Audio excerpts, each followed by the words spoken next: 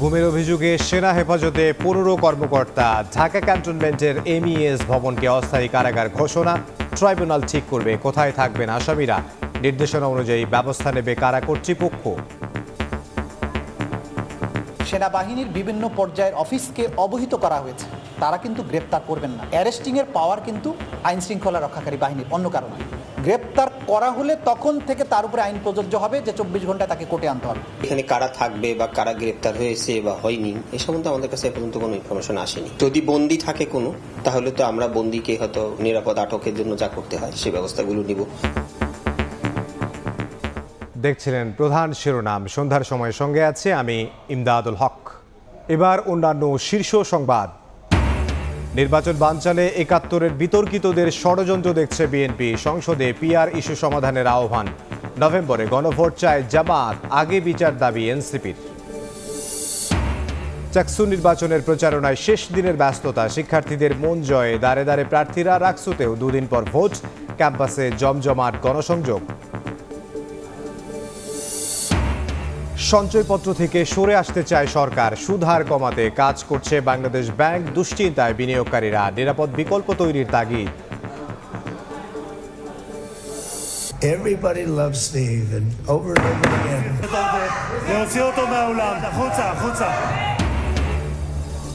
Israeli পার্লামেন্টে ট্রাম্পের ভাষণের সময় স্বাধীন ফিলিস্তিনের দাবি বের করে দেয়া হলো 2 এমপিকে। গাজা চুক্তির জন্য মুসলিম বিশ্বকে ধন্যবাদ মার্কিন প্রেসিডেন্টের।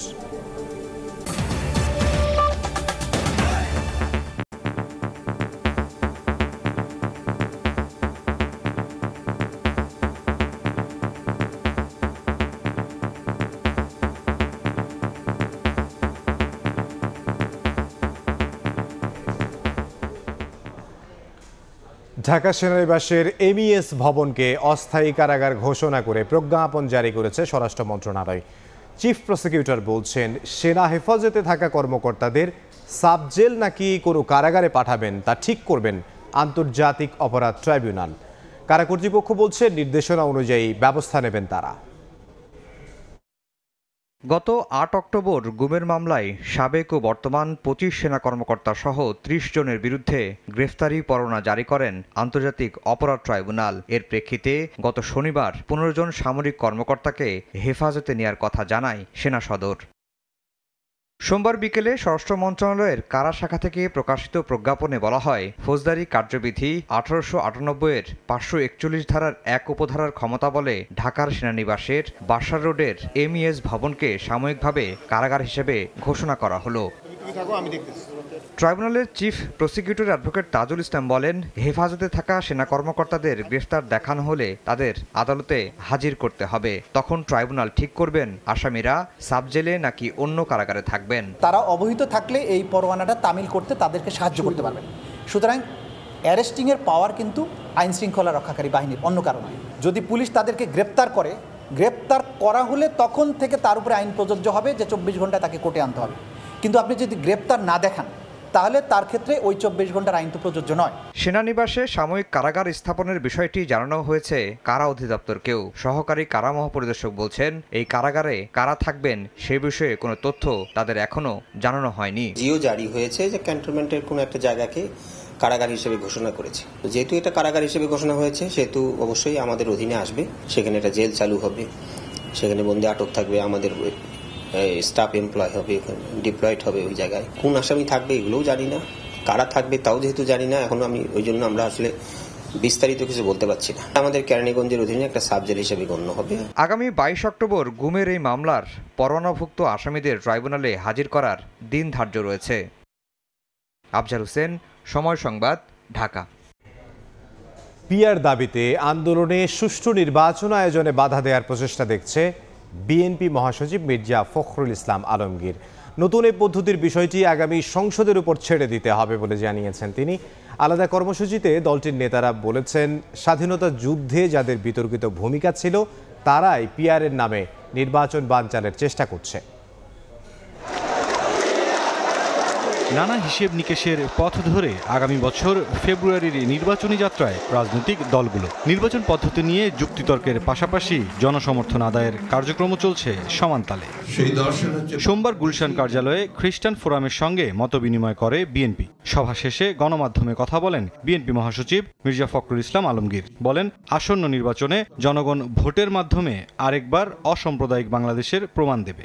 আগামী নির্বাচনে জনগণ আরেকবার রায় দেবে যে এই বাংলাদেশের মানুষ সত্যিকার অর্থেই তারা অসাম্প্রদায়িক এবং তারা বাংলাদেশি জাতীয়তা বিশ্বাস করেন। সুষ্ঠু নির্বাচন বিঘ্নিত করার অপচেষ্টা চলছে উল্লেখ করে বিএনপি মহাসচিব জানান, পিআর পদ্ধতি চালু হবে কিনা তা আগামী সংসদ নির্ধারণ করবে। পিআর আজকে হঠাৎ করে সামনে যখন এই বিষয়টা আসছে এবং তার জন্য আন্দোলন হচ্ছে, তখন কিন্তু আপনার স্বাভাবিকভাবেই যারা অতি দ্রুত একটা নির্বাচন চান দেশে, আপনার গণতন্ত্রকে পুনঃপ্রতিষ্ঠা করার জন্য, গণতান্ত্রিক সরকার গঠন করার জন্য, গণতান্ত্রিক পার্লামেন্ট গঠন করার জন্য তারা আমরা একটু উদ্বিগ্ন হই। সেই জন্য আমরা খুব পরিষ্কার করে বলেছি যে এই বিষয়টা ওই আগামী পার্লামেন্টের উপরে ছেড়ে দিতে হবে। আগামী পার্লামেন্টের প্রতিনিধিরা যদি মনে করে যে তারা তারপর থেকে পিআরে যাবেন, জনগণ যদি মনে করে যে পিআরে যাবে। এদিন প্রেস ক্লাবে এক অনুষ্ঠানে বিএনপি চেয়ারপারসনের উপদেষ্টা আমানুল্লাহ আমান অভিযোগ করেন, স্বাধীনতা যুদ্ধে বিতর্কিত ভূমিকায় থাকা দল পিআরের নামে নির্বাচন বানচালের চেষ্টা করছে। বাংলাদেশে নির্বাচন নিয়ে একটি দল ষড়যন্ত্র করছে, চক্রান্ত করছে। স্বাধীনতার সময় যাদের বিতর্কিত ভূমিকা ছিল তারা আজকে পিআর পদ্ধতির নামে নির্বাচন বানচালের চেষ্টা করছে। কোনো ষড়যন্ত্রই সরকার ঘোষিত সময়ে নির্বাচন ঠেকাতে পারবে না বলে হুঁশিয়ারি দেন বিএনপি নেতারা। গণতান্ত্রিক মানুষ কোনো চক্রান্ত ষড়যন্ত্র তারা সহ্য করবে না। তাই মুরসালিন হক জুনায়েদ, সময় সংবাদ, ঢাকা। জুলাই সনদ বাস্তবায়নে নভেম্বরেই গণভোট চায় জামায়াত ইসলামী। নির্বাচন কমিশনকে এমন প্রস্তাব দিয়ে দলটির নেতারা জানান, সরকার সিদ্ধান্ত নিলে যে কোনো সময় গণভোট আয়োজনের সক্ষমতা রয়েছে ইসির। একই দিনে গণভোট এবং জাতীয় নির্বাচন হলে আমছালা দুটোই হারানোর শঙ্কা রয়েছে বলে জানান জামায়াতের নায়েবে আমির সৈয়দ আব্দুল্লাহ মোহাম্মদ তাহের। জুলাই সনদ বাস্তবায়নে গণভোটের প্রশ্নে রাজনৈতিক দলগুলো ঐক্যমত্যে পৌঁছালেও জাতীয় নির্বাচনের সাথেই নাকি আগে, এ নিয়ে রাজনীতির মাঠে চলছে বিভক্তি। এমন সময় বাংলাদেশ জামায়াত ইসলামী জাতীয় নির্বাচনের আগেই গণভোট করার প্রস্তাব নিয়ে হাজির নির্বাচন কমিশনে। সোমবার জামায়াতের নায়েবে আমির সৈয়দ আব্দুল্লাহ মোহাম্মদ তাহেরের নেতৃত্বে 4 সদস্যের প্রতিনিধি দল ত্রয়োদশ সংসদ নির্বাচনকে সামনে রেখে ভোটের সার্বিক প্রস্তুতি নিয়ে নির্বাচন কমিশনের সঙ্গে বৈঠকে বসে। সিইসি এম নাসিরউদ্দিনের নেতৃত্বে 4 নির্বাচন কমিশনার ও ইসি সচিব এ বৈঠকে উপস্থিত ছিলেন। 2.5 ঘন্টার বৈঠক শেষে দলটির নায়েবে আমির জানান, পিআর পদ্ধতিতে ভোট হলে অনিয়ম হবে না, যার ফলে পিআর এবং ট্রেডিশনাল 2 পদ্ধতিতেই ইসিকে চিন্তা করার আহ্বান জানানো হয়েছে। পিআর সিস্টেম যদি হয়, কেন্দ্র দখল, ভোট কেন্দ্র দখল, দিনের ভোট রাতে হওয়া, সেটার সম্ভাবনাটা তো কমে যাবে। পিআর পদ্ধতি আর ট্রেডিশনাল পদ্ধতি, 2টা পদ্ধতির ব্যাপারে বিবেচনা করা উচিত। তারপরে এটার ফেট কী হবে সেটা নির্ধারণ করার পরেই বাকি নির্বাচনের রোডম্যাপের প্রস্তুতি সেটা হতে থাকবে। বলেন, জাতীয় নির্বাচনের দিনে নয়, গণভোট আলাদা দিনে হতে হবে। নভেম্বরে গণভোট করার অনুরোধ জানানো হয়েছে ইসিকে বলেও জানান নায়েবে আমির। একই দিন যদি হয় তাহলে রিফর্মসের যে ইস্যুটি, এটা একেবারেই একটা মাইনর হয়ে যাবে, অন্যায্য হয়ে যাবে। কারণ প্রত্যেকের অ্যাটেনশন থাকবে তার দলের প্রতীক, দলের লোকদেরকে নিয়ে নির্বাচনের কনসার্ন থাকার জন্য। আমরা নভেম্বরে গণভোট করার জন্য আমরা বলে আসছি। ইলেকশন কমিশন বলছে যদি গভর্নমেন্ট যদি সিদ্ধান্ত নেয় তাহলে এই সব যা যা প্রয়োজন প্রস্তুতি নেওয়ার জন্য এটাতে আমরা সক্ষম আছি। নির্বাচনে নিরপেক্ষতা বজায় রাখার দাবি জানিয়ে লটারির মাধ্যমে রিটার্নিং অফিসার নিয়োগের আহ্বান জানায় জামায়াত ইসলাম। লটারির মাধ্যমেই এই সমস্ত নিয়োগগুলো করবে। কাউসার চৌধুরী কুমু, সময় সংবাদ, ঢাকা। জুলাই হত্যাযজ্ঞের আসামিদের বিচার না হওয়া পর্যন্ত নির্বাচন দেয়া ঠিক হবে না বলে মন্তব্য করেছেন জাতীয় নাগরিক পার্টির উত্তরাঞ্চলের মুখ্য সংগঠক সার্জিস আলম। দুপুরে জামালপুর জেলা পরিষদ মিলনায়তনে এক আলোচনা সভায় অংশ নিয়ে কথা বলেন তিনি। নির্বাচনে যাওয়ার আগে সাংগঠনিকভাবে এনসিপিকে শক্তিশালী করার চেষ্টা চলছে বলেও জানিয়েছেন সার্জিস। জোটের ইস্যুতে এখনও সিদ্ধান্ত হয়নি বলেও মন্তব্য করেছে এনসিপির এই নেতা। সভায় জামালপুরের প্রধান সমন্বয়কারী ও কেন্দ্রীয় যুগ্ম সদস্য সচিব লুৎফর রহমান, ময়মনসিংহ বিভাগীয় সাংগঠনিক সম্পাদক আশিকিন আলম, কেন্দ্রীয় জাতীয় যুবশক্তি যুগ্ম আহ্বায়ক হিফজুর রহমান বকুল বক্তব্য রাখেন। আমাদের বিচার বিভাগ বলি, আমাদের অন্তর্বর্তীকালীন সরকার বলি, তারাও তাদের জায়গা থেকে এই গণহত্যার সাথে সরাসরি জড়িত এবং এদের নির্দেশদাতা যারা, তাদের রায় তারা প্রকাশ না করে, রায় না দিয়ে, কার্যকরের পথে না যেয়ে তারাও নির্বাচনের কথা বলবেন না। আমরা মনে করি যে এনসিপি এবং বাংলাদেশের স্বার্থে আমাদের এনসিপি এককভাবেও আগামী নির্বাচনে যেতে পারে, কোনো অ্যালায়েন্সের মধ্য দিয়ে নির্বাচনে যেতে পারে। শেষ মুহূর্তের প্রচারণায় ব্যস্ত চাকসু ও রাকসু নির্বাচনের প্রার্থীরা দিচ্ছেন নিরাপদ, বৈষম্যহীন ও শিক্ষার্থী বান্ধব ক্যাম্পাস গড়ার প্রতিশ্রুতি। জোরদার করা হয়েছে ক্যাম্পাসের নিরাপত্তা। প্রস্তুতি প্রায় সম্পূর্ণ। সুষ্ঠু ও নিরপেক্ষ ভোটের প্রতিশ্রুতি নির্বাচন কমিশনের। রাকসু নির্বাচনে 2000 পুলিশ সদস্য, 12 প্লাটুন র্যাব সদস্য ও 6 প্লাটুন বিজিবি সদস্য মোতায়েন থাকবে বলে জানিয়েছে প্রশাসন।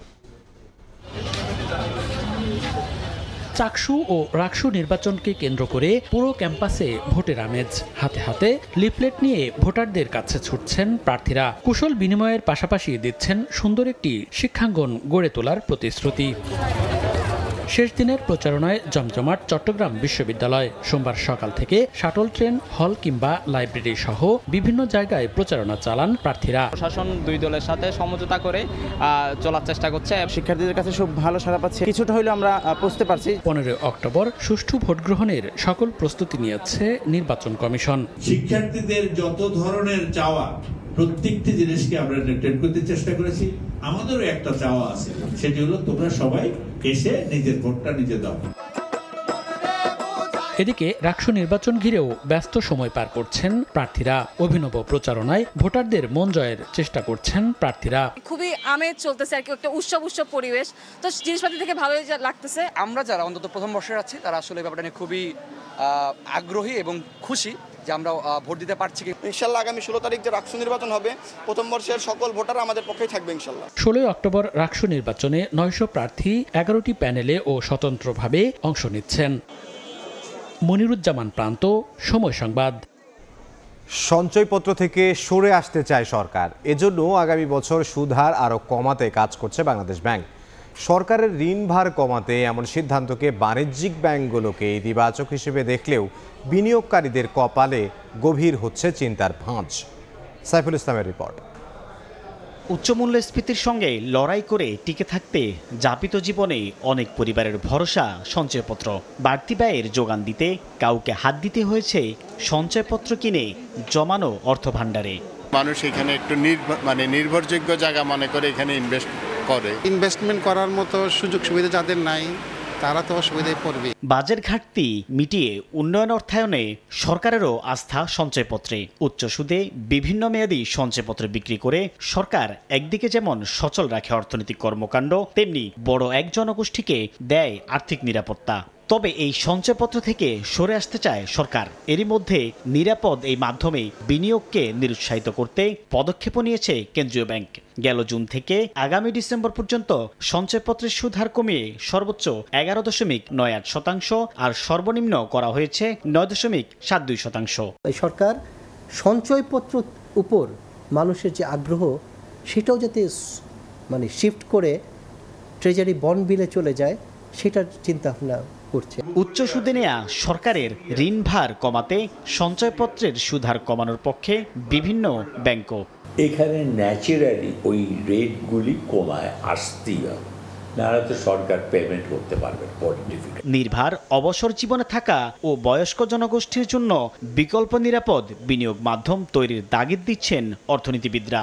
যারা এটার উপর ডিপেন্ড করতো তাদেরকে বলতে হবে যে আপনি অল্টারনেটিভ সোর্স দেখেন, কারণ এটা তো আপনার রেশনালও না, তাই না? এবং এটার জন্য তো IMF, ওয়ার্ল্ড ব্যাংক বা অন্যান্য ডোনাররা সবাই এগুলো নিয়ে অনেক প্রস্তুত তুলতেছে। গত অর্থ বছরে সঞ্চয়পত্রের নিট বিক্রি ঋণাত্মক হয়েছে প্রায় 6063 কোটি টাকা। সাইফুল ইসলাম, সময় সংবাদ, ঢাকা। ইতালির রোমে বিশ্ব খাদ্য ফোরামে বক্তব্য রাখছেন প্রধান উপদেষ্টা ডক্টর মোহাম্মদ ইউনুস। আমরা সরাসরি যাচ্ছি সেখানে। We are diversifying diets. We are greening our agriculture, protecting soil, water, and biodiversity. I'm very happy that the Nobel Peace Laureates Alliance for Food Security and Peace which was established by FAO in 2016, and of which I'm proud to be a member, has been recognized as an FAO milestone. I hope it will continue to create more milestones as we go along. But let us speak the truth very clearly. Hunger is not caused by scarcity. It is caused by the failure of the economic framework that we have designed. In 2024, 673 million people went hungry. Yet we produce more than enough food. This is not a failure of production. It's a failure of the economic system. It's a moral failure. While we couldn't raise a few $1 billion to end hunger, the world spent $2.7 trillion on weapons. Is this how we define progress, morality, or human values? We must change the system. Let me propose a few steps. Break the hunger, conflict cycle, stop the wars, start the dialogue, ensure food access in conflict zones. Keep the promises, fulfill the SDG finance commitments, take climate action seriously, and help the most vulnerable, build resilience. Create regional food banks to manage shocks and stabilize supply chains. Create and support local entrepreneurs, particularly youth entrepreneurs, with finance, infrastructure, and global partnership. End export bans. Trade rules must support food security, not undermine it. Ensure access to and development of technology and innovation, especially for the global south and to the rural youth, both boys and girls. But we must go deeper. We must rethink the entire economic system. The old way, which is based on profit-maximizing business, has left billions behind. We need to add a new kind of business. We call it social business, a business without personal profit that solves problems, not creates them, by creating sustainable businesses. Many social businesses are growing around the world, but without any policy support, without any institutional recognition. We must change that. Ultimate objective is to create a world of 3 zeros. A world with zero wealth concentration to end poverty. You cannot end poverty with allowing wealth concentration in a limitless way. Zero unemployment by replacing it with entrepreneurship for all. Zero net carbon emissions. This is not a dream. It's a necessity, the only way to save the world. Social business is the way forward. We have seen its power in Bangladesh. Grameen Bank showed how poor women can be powerful entrepreneurs. Grameen Danone fights child malnutrition. Yes, social businesses. And other social businesses are created around the world. They have empowered people and communities. These are not theories. They are living examples. We must create social business funds to support young entrepreneurs, women, farmers, agribusinesses, creators, and technology developers. We must build legal and financial frameworks to support this kind of entrepreneurship, not stand in its way, what we do today. And this brings me to the most important part, our youth. Today's young people are not like before. They are the most powerful generation in the human history. They are connected. They are creative. They have technology in their hands that are unthinkable just a few years back. Let's not tell them to wait for jobs. Let's empower them to create jobs. Let's tell them you are not job seekers, you are job creators. Let us give them access to capital by creating investment funds, social business funds, and let us help create agri-innovation hubs. Let us support agri-technology, circular food systems, climate-smart enterprises. All can be led by the youth. If we invest in the youth, we will not only feed the world, we will change the world. Excellencies and friends, Bangladesh is proud to support global cooperation. We are a founding member of Global Alliance Against Hunger and Poverty.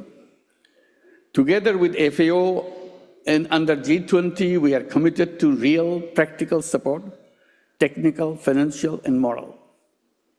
Now let us work together to build a world of 3 zeros. The pillars of this forum, youth, science, investment, are not slogans. They are the tools we need to transform our food system and our societies.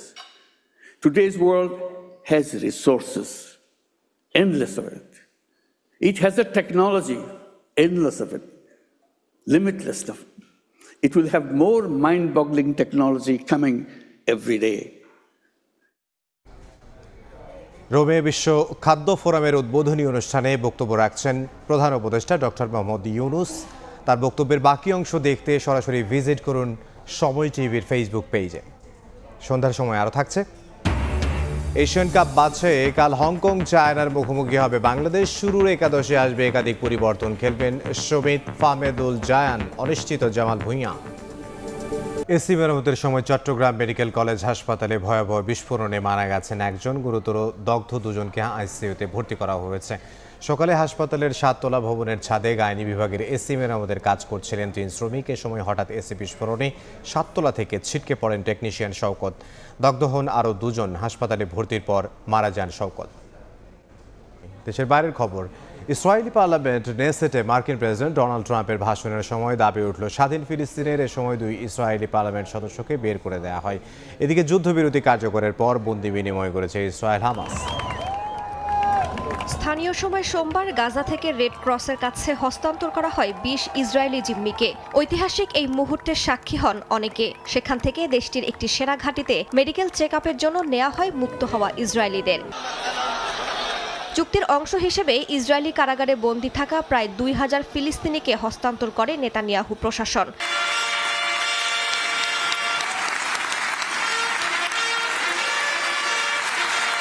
এদিন Israeli parliament নেসেটে ভাষণ দেন মার্কিন president Donald Trump. Hamas Israel যুদ্ধবিরতিকে মধ্যপ্রাচ্যের ইতিহাসে নতুন সূচনা উল্লেখ করে চুক্তিতে সহায়তার জন্য আরব ও মুসলিম দেশগুলোকে ধন্যবাদ জানান তিনি। আমি আরব ও মুসলিম বিশ্বের সব দেশকে কৃতজ্ঞতা জানাতে চাই যারা একসঙ্গে উদ্যোগ নিয়ে হামাসের হাতে জিম্মিদের মুক্তি দিতে সহায়তা করেছে। ভাষণের সময় অনাকাঙ্ক্ষিত পরিস্থিতির মুখে পড়েন ডোনাল্ড ট্রাম্প। স্বাধীন ফিলিস্তিন রাষ্ট্রের দাবি জানায় ইসরায়েলি পার্লামেন্টের 2 সদস্য। পরে তাদের জোরপূর্বক বের করে দেওয়া হয়। রাইসা জান্নাত, সময় সংবাদ। খেলার খবর, এশিয়া কাপ বাদশাহে কাল হংকং চায়নার মুখোমুখি হবে বাংলাদেশ। ব্যাট সামনে রেখে অনুশীলন করেছেন হামজা জামালরা। কঠিন চ্যালেঞ্জের সামনে দাঁড়িয়ে বাংলাদেশ শুধু শক্তিশালী প্রতিপক্ষই নয়, 50,000 ধারণ ক্ষমতার কায়তাক স্পোর্টস কমপ্লেক্সও হামজা জামালদের পরীক্ষা নেবে। হংকং চায়নার বিপক্ষে ম্যাচে বাংলাদেশ দলের শুরুর একাদশে আসবে একাধিক পরিবর্তন। শুরু থেকেই খেলবেন সমিত, তপু, ফাহমেদুল জায়ানরা, তবে অনিশ্চিত জামাল ভুঁইয়া। গুরুত্বপূর্ণ ম্যাচে ফুল ফিট স্কোয়াড পাচ্ছেন কোচ। সন্ধ্যার সময় শীর্ষ সংবাদগুলো জানিয়ে দিচ্ছে আরও একবার। গুমের অভিযোগে সেনা হেফাজতে 15 কর্মকর্তা। ঢাকা ক্যান্টনমেন্টের MES ভবনকে অস্থায়ী কারাগার ঘোষণা। পুলিশ গ্রেফতারের পর ঠিক হবে কোথায় থাকবেন আসামিরা। জনগণের ক্ষমতায়নে ফেব্রুয়ারিতে হবে জাতীয় নির্বাচন। ইতালিতে বিশ্ব খাদ্য ফোরামের উদ্বোধনীতে প্রধান উপদেষ্টা। ক্ষুধামুক্ত পৃথিবী করতে যুদ্ধবন্ধ সহ 6 প্রস্তাব। এবং নির্বাচন বানচালে 71-এর বিতর্কিতদের ষড়যন্ত্র দেখছে বিএনপি। সংসদে PR ইস্যু সমাধানের আহ্বান। নভেম্বরে গণভোট চায় জামাত, আগে বিচার দাবি এনসিপির।